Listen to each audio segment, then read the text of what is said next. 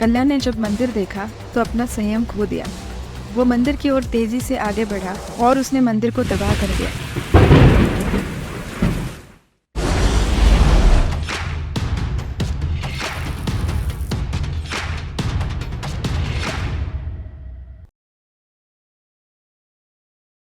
आप सभी को हमारा नमस्कार।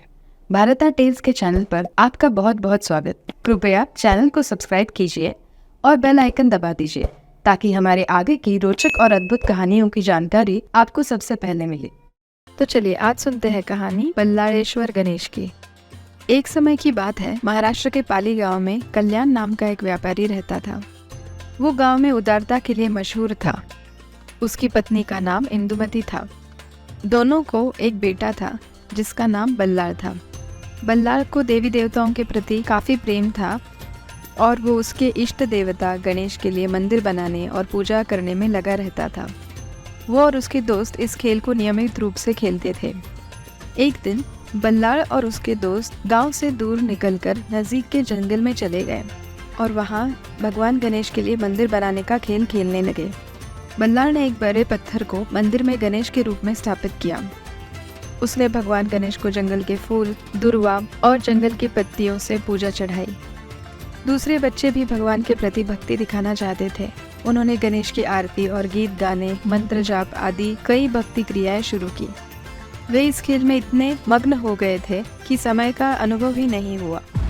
गांव में उन बच्चों के माता पिता चिंतित थे क्योंकि अब शाम का समय हो गया था। वे कल्याण के पास गए और उसे माँ बाप के कर्तव्यों की उपेक्षा करने के लिए दोषी ठहराया। सब बल्लाळ पर गिरावट कर रहे थे क्योंकि उन्हें लग रहा था कि वो उनके बच्चों को भटका रहा है। उन्होंने कल्याण से कहा कि बल्लाळ को दंड दे और तुरंत उनके बच्चों को वापस लाए। इससे कल्याण को क्रोध आया और वो गुस्से में बल्लाळ को समझाने के लिए जंगल में चला गया। कल्याण ने जब मंदिर देखा तो अपना संयम खो दिया। वो मंदिर की ओर तेजी से आगे बढ़ा और उसने मंदिर को तबाह कर दिया। उसकी गुस्से भरे मनोवृत्ति को देखकर सारे बच्चे अपने घर भाग गए। कल्याण ने बल्लाळ को गुस्से में पीटा, उसे अपनी लाठी से खूब मारा और उसे एक वृक्ष से बांध दिया। फिर उसने कहा, तेरी वजह से ही मुझे गांव वालों की शिकायतें सुननी पड़ती हैं। तू क्यों नहीं समझता है और इस बकवास खेल को छोड़ नहीं देता। आज मैं तुझे यहाँ मरने के लिए छोड़ दूंगा। और गुस्से में कल्याण वहाँ से चला गया।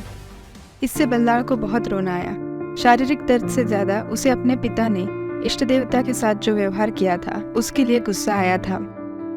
वो दर्द से और भूख से रो रहा था। उसने गणेश से पूछा कि उनके भक्तों को ऐसे समय का सामना क्यों करना पड़ता है और वो अभी तक क्यों नहीं आ रहा। वो क्यों बल्लाळ की मदद नहीं कर रहा। भगवान गणेश ने भी अपने भक्त का दर्द महसूस किया। बल्लाळ का शरीर काफी दर्द में था। उसने क्रोधित होकर अपने पिता को शाप दिया। उसने कहा, जिसने मेरे गणेश के प्रति इतनी घृणा दिखाई है वो मूक, बहरा और ठोठा हो जाए।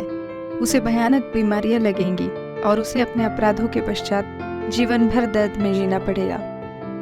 फिर उसने गणेश से कहा, मेरे हाथ नमस्कार करने की क्षमता में नहीं है। ये मतलब नहीं है कि मैं अपने मन और हृदय से प्रार्थना नहीं कर सकता। उसने अपने मन और दिल में गणेश का नाम जप करना शुरू कर दिया, जबकि उसे बहुत दर्द हो रहा था।